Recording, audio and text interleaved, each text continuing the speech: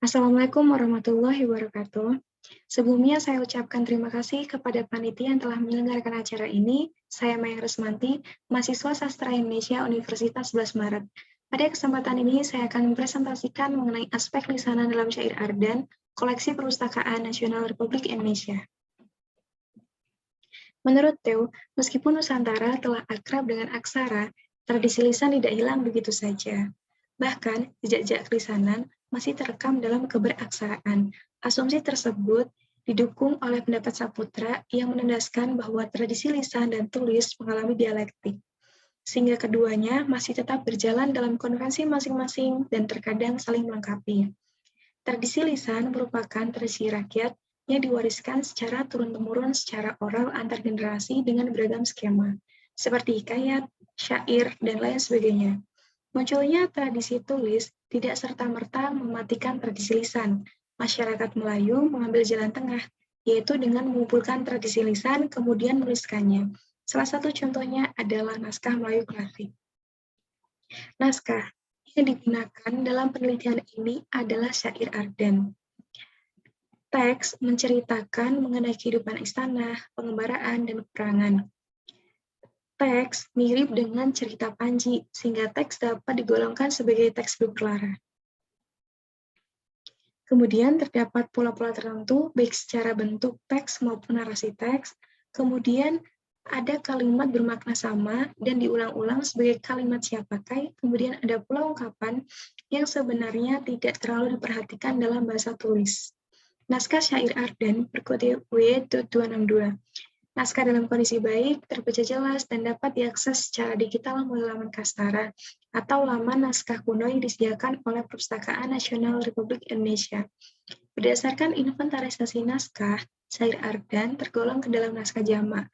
Setidaknya didapati 3 naskah dengan judul berbeda tetapi memiliki isi yang sama. Perbedaan judul ini disesuaikan dengan judul yang ada pada halaman awal naskah. Teori yang digunakan dalam analisis ini adalah teori kelisanan Walter J. Ong. Syair berkaitan dengan tradisi lisan masyarakat Melayu. Syair merupakan puisi lama yang berumus dan berpola, termuat pengulangan dan redundan dalamnya, agregatif, berlebih-lebihan, aditif, dan lain sebagainya. Aspek lisanan yang difokuskan pada kajian ini adalah aspek konservatif, redundan, dan agregatif. Aspek konservatif terdapat pada formula syair, yaitu pada bentuk. Terdapat 4 baris, kemudian setiap baris terdapat 9-12 suku kata bersaja A, kemudian seluruh baris merupakan isi. Teks atau narasi bertema istana sentris. Aspek redundan, ungkapan yang hampir sama dan kerap dimunculkan di dalam teks yang digunakan sebagai ungkapan siap pakai, seperti kalimat terlalu kasih. Kalimat terlalu kasih ini digunakan sebagai ungkapan siap pakai. Kemudian, bersifat agregatif dan tidak analisis. Fungsi dari agregatif ini untuk memudahkan dalam mengingat. Namun terkadang berlebihan. Salah satu contohnya terdapat pada pujian yang diutarakan kepada raja. Terdapat kalimat, adapun baginda Raja Bestari. Raja Bestari merupakan ungkapan bahwa seorang raja itu memiliki pengetahuan yang luas dan memiliki kepribadian yang baik. Kemudian ungkapan pujian yang ditujukan untuk memuji keindahan atau kecantikan seseorang. Syair terjebak dalam formula sehingga kosakata yang dimunculkan dalam syair itu terbatas, sehingga kata-kata yang muncul hanya itu-itu saja.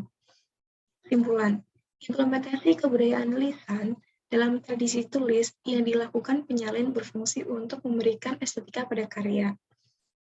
Syair Ardan merupakan teks yang mengikuti kaidah syair Melayu, sehingga teksnya berbentuk konservatif atau tradisional dibuktikan pada tema yang berkutat pada istana sentris. Formula pada baris, subkata, isi, dan bersajakan. Aspek redundan dalam syair Ardan berfungsi untuk ungkapan siap pakai dalam teks. Kemudian aspek agregatif berupa ungkapan pujian kepada raja, serta ungkapan pujian yang ditujukan untuk memuji keindahan dan kecerdikan seorang dengan maksud memberikan kemudahan kepada pembaca untuk mengingat isi teks. Demikian yang dapat saya sampaikan, kurang lebihnya mohon dimaafkan, semoga bermanfaat. Assalamualaikum warahmatullahi wabarakatuh.